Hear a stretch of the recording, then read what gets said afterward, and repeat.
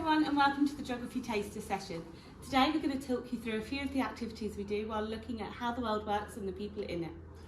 We're going to give you an example of a physical geography lesson, so that's looking at the natural world and the processes behind that make the world look like the way it does today. And we're going to show you some examples of activities of a human geography lesson, which is going to focus on people, places and the experiences of how the world has got to where it has today.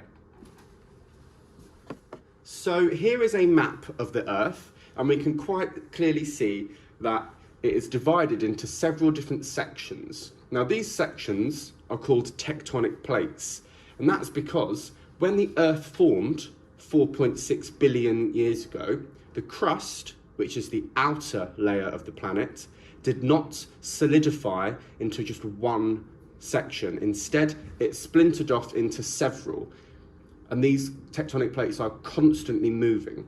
We are located on the Eurasian tectonic plates. But did these plates always look like this? No. So, originally they all started off as one continent called Pangaea, and over time they have slowly moved further and further apart.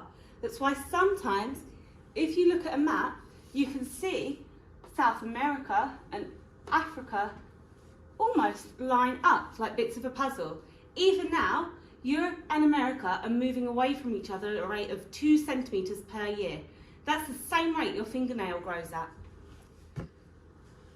An effect of all of this tectonic activity is volcanoes, earthquakes and tsunamis. And this is just some of the things that you will learn about when you are going through year 7, 8 and 9.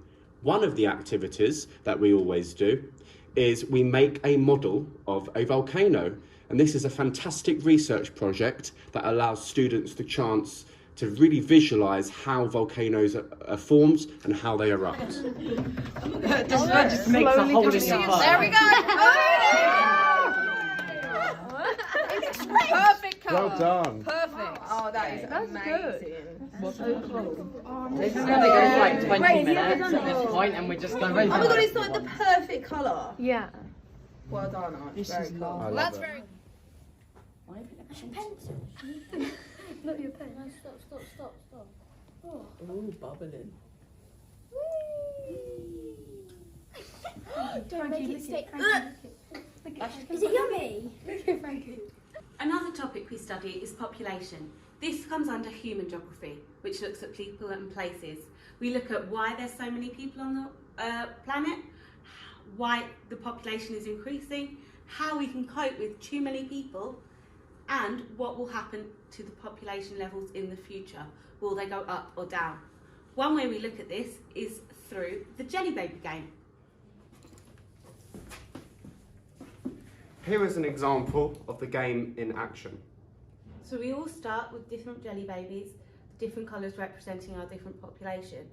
And then we take a scenario card to find out how our population is going to be affected.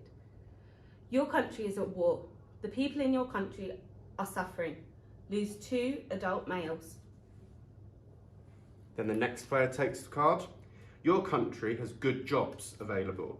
Gain one adult male and female from every country. So I would then take a character from every single country in the game. Normally we would have about 4 to 6 players per team.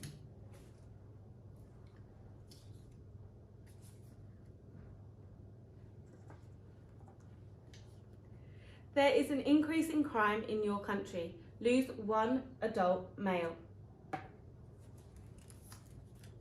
Your country is hot and sunny. 1 adult female and 1 male child move to your country from the country to your right. So I would then take those appropriate jelly babies from the other player. And whatever team has the most jelly babies at the end is the country that has got the most optimum conditions for population growth. In geography, we often find it's easier to visualise some of the topics we're learning about. For example, population and resources. You can see here that the jelly babies represent the amount of people, the population, and the chocolate buttons represent resources. In this case, we're looking at water. but resources are things we need, so they could also be food or energy. In this map, we can see that Asia has got around 8 jelly babies. So in real life, Asia has got around 2.5 to 3 billion people. Yet there is an almost equal amount of chocolate buttons, which represents the water. So Asia tends to have water and food and energy security. Australia, on the other hand, has got a very small population, represented by just 1 jelly baby, and not very many resources, so they're doing okay. Africa, we can see, has got 4 jelly babies, but only 2 chocolate buttons, so there is a bit of a struggle there for access to resources like water, energy, and food.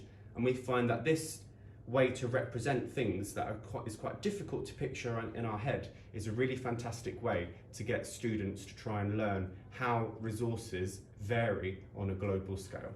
We hope you enjoyed our geography taster session. Thank you, and we'll see you soon. Bye.